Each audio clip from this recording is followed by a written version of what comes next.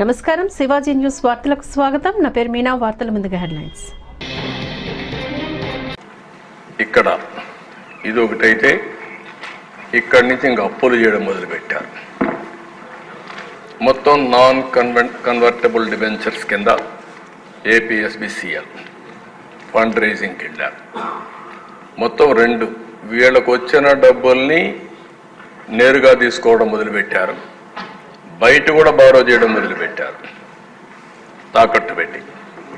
First series వచ్చి 10 ఏళ్ల bond 9.62% rate of interest 8,305 కోట్లు అడిగారు, మొబిలైజ్ చేశారు.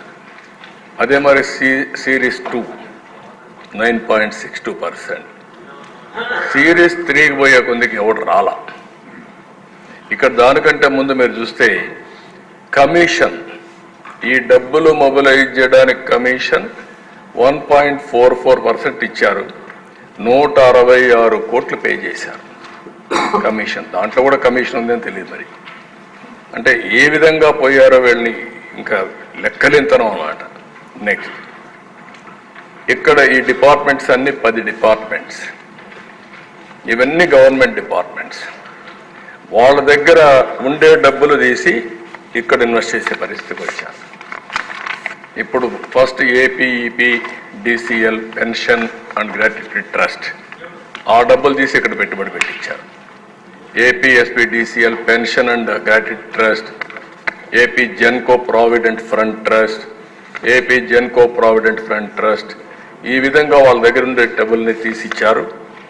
దానికి కూడా మాకు వచ్చిన ఇన్ఫర్మేషను ఇంట్రెస్ట్ రేట్ అక్కడ వచ్చేదానికంటే దీంట్లో తక్కువ వస్తూ ఉందని.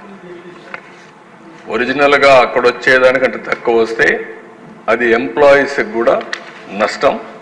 అలాంటి నష్టం వచ్చినా పర్వాలేదు, వీళ్ళ పర్పస్ సర్వ్ కావాలని వీళ్ళు చేసే పరిస్థితికి వచ్చారు.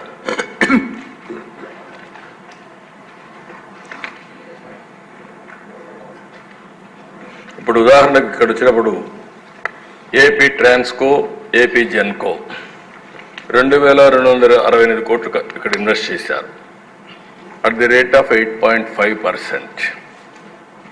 అదే వాళ్ళు బయట ఇన్వెస్ట్ చేస్తే బాండ్స్ అవన్నీ కూడా మార్కెట్ బాండ్స్ అవన్నీ ఇన్వెస్ట్ చేస్తే 9.62% వస్తుంది. అంటే దగ్గర 1.12% ఎక్కువ ఇంట్రెస్ట్ రేట్ వస్తుంది. బలవంతంగా తీసుకొచ్చి ఇక్కడ పెట్టే పరిస్థితి వచ్చారు. సంవత్సరానికి 25 కోట్ల రూపాయలు నష్టపోతున్నారు వాళ్ళు. ఇక్కడ ఖర్చు పెట్టి ఇక్కడ ఇన్వెస్ట్ చేసి 10 కోట్లు అంటే 10 × 17 25 × 17 250 కోట్ల రూపాయలు ఆ డబ్బులు తీసుకొచ్చి ఇక్కడ పెట్టించి వాళ్ళకు నష్టం చేసే పరిస్థితికి వచ్చారు. నెక్స్ట్ ఇక్కడ ఇది కాకుండా ఇంకొక పక్క మీరు చూస్తే ఫైనాన్స్ డిపార్ట్మెంట్కి జీవో ఇవ్వడం, ఏఆర్ఈటీ రెవెన్యూస్ 10 డిపోస్ నుంచి ఎస్క్రో అకౌంట్ ఇచ్చేసారు. ఆ ఎస్క్రో అకౌంట్ నేరుగా డిపార్ట్మెంట్కి వస్తుంది. ప్లస్ 1 డేలో మళ్ళీ ఎవరైతే ఇచ్చారో వాళ్ళకి అప్పుకి వెళ్ళిపోతుంది. ఆ ఎస్క్రో అకౌంట్ ఒకటి ఓపెన్ చేశారు. అది కూడా టెక్నికల్ ప్రాబ్లం ఉంది కాబట్టి డిపార్ట్మెంట్ చూపించి డైరెక్ట్గా పంపించే పరిస్థితికి వచ్చారు. అమౌంట్ ఇప్పుడు ట్రాన్స్ఫర్ చేసింది 14,275 కోట్ల 96,000 ఇప్పుడు ట్రాన్స్ఫర్ చేశారు. ఇప్పుడు కొత్త రూట్ ఒకటి పెట్టారు, స్పెషల్ మార్జిన్. ఇది ఒకటి పెట్టి 9/11/2021 ఆన్వర్డ్స్ దీన్ని డబ్బులు నేరుగా ట్రాన్స్ఫర్ చేస్తున్నారు. ఈ అకౌంట్లో దగ్గర 20,676.99 కోట్ల రూపాయలు డైరెక్ట్గా పంపించే పరిస్థితికి వచ్చారు. ఇందులో కూడా 15,134 కోట్లు వెల్ఫేర్ స్కీమ్స్కి, 3,876 కోట్లు NCD principal and interest payment కోసం పంపించే పరిస్థితి వచ్చారు. అంటే మద్యపాన నిషేధం చేస్తామని చెప్పి మోసం చేసి 25 ఏళ్ళు 10 ఏళ్ళు తాకట్టు పెట్టి అప్పులు తీసుకొచ్చి ఆ అప్పులు కట్టడానికి ఎస్క్రో అకౌంట్ ఓపెన్ చేసే పరిస్థితికి వచ్చారు. నెక్స్ట్ ఇక్కడ వే ఫార్వర్డ్ మీరు విన్నారు ఏం జరిగిందని. ఎక్కడ కూడా భారతదేశ చరిత్రలో ఇంత పెద్ద ఫ్రాడ్ ఎవరు చేసుంటారని నేను అనుకోను. నేనైతే వినలేదు ఇంతవరకు నా 45 ఏళ్ల రాజకీయ చరిత్రలో అంత పెద్ద ఫ్రాడ్ చేసే పరిస్థితికి వచ్చారు. ఇక్కడ డిపార్ట్మెంట్ ప్రక్షాళన చేయాలి.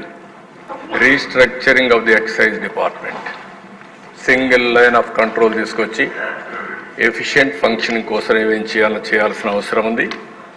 ఇంకొక పక్కన ఎస్టాబ్లిషింగ్ కాంప్రహెన్సివ్ క్వాలిటీ కంట్రోల్, ప్రజల ఆరోగ్యం కోసం దీన్నంతా కూడా మనం ఆలోచించి ఒక సింగిల్ లైన్ ఒకటి, ఇంకో ప్రొడక్షన్ కానీ, సప్లై చైన్ కానీ, ప్రైమరీ డిస్టిలరీస్ కానీ, ఈఎన్ఏ కానీ, ఐఎంఎఫ్ఎల్ కానీ, డిస్టిలరీస్ కానీ, క్వాలిటీ ఇవన్నీ కూడా చెక్ చేసి అది కూడా మనం చేయాల్సిన అవసరం ఉంది.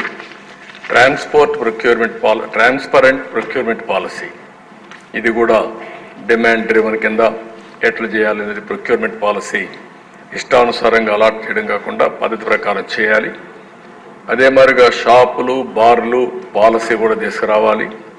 రీఎగ్జామినింగ్ లిక్కర్ ప్రైసింగ్ పాలసీ కూడా ఏ వెరైటీ ఎట్టుండాలి, మళ్ళీ పేదవాళ్ళకి అందుబాటులో ఎట్టుండాలి, అవన్నీ కూడా తీసుకురావాల్సిన బాధ్యత ఉంది. Next, special campaign against illicit liquor NDPS పైన కూడా మనం చేయాలి. ట్రాకింగ్, ట్రేసింగ్ ఎట్లా చేయాలనో ప్రాపర్గా చేసే పరిస్థితి రావాలి. డిజిటల్ పేమెంట్స్ కూడా ఇంట్రొడ్యూస్ చేయడం, నాన్ కన్వర్టబుల్ డిబెంచర్స్ని రివ్యూ చేయడం, ఎట్లా దాన్ని మనం చేయగలుగుతాం అనేది కూడా ఆలోచించాల్సిన అవసరం ఉంది. డీ అడిక్షన్ రీహాబిలిటేషన్ సెంటర్స్ కూడా పెట్టాలి. పెట్టి ఇవన్నీ కూడా కంట్రోల్ చేసే పరిస్థితి రావాలి. అప్పుడే మనకు కొంతవరకు కంట్రోల్ వస్తుంది. నెక్స్ట్,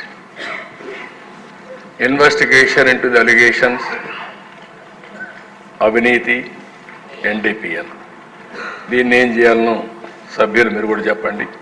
మీరందరూ చెప్పిన తర్వాత దీన్ని ఏ విధంగా ప్రక్షాళన చేయాలి, ప్రజల్లో ఏ విధంగా ఎడ్యుకేట్ చేయాలని మనం చేస్తే తద్వారా రాబోయే రోజుల్లో ఇలాంటి తప్పు చేయాలంటే భయపడే విధంగా డెమాన్స్ట్రేటివ్గా చేయడం మనందరి బాధ్యత.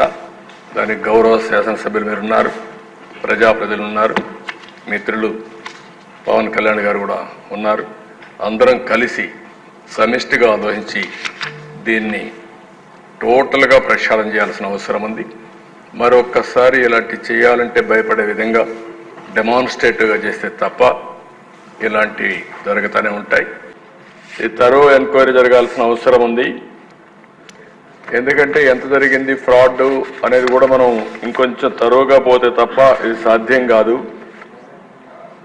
ఈఎన్ఏ దగ్గర నుంచి, ఆల్కహాల్ సప్లై చైన్ దగ్గర నుంచి, డిస్టిలరీ దగ్గర నుంచి ఎంత వచ్చింది, ఎంత ఆఫ్లో పోయింది, ఇవన్నీ కూడా తరోగా చేయాల్సిన అవసరం ఉంది.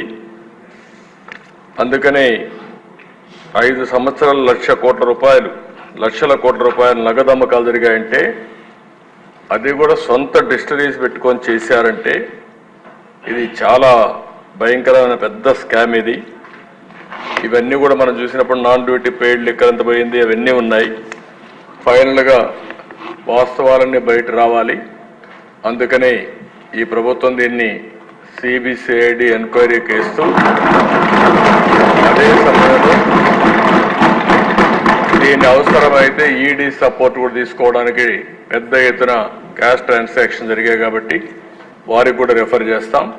అన్ని విధాల చర్యలు తీసుకుని మళ్ళా ప్రజల ప్రాణాలు కాపాడడానికి, ఈ రాష్ట్ర ఆదాయాన్ని ఏ విధంగా దుర్వినియోగం చేశారో అవన్నింటిపైన యాక్షన్ తీసుకోవడానికి ప్రభుత్వం సిద్ధంగా ఉంది. ఒకటి ప్రజల ప్రాణాలు, ప్రజల ఆరోగ్యం, అదే సమయంలో పెద్ద ఎత్తున అవినీతి, ఇవన్నీ ఉన్నాయి. అన్ని కోణాలు దీంట్లో బయట రావాల్సిన అవసరం ఉంది.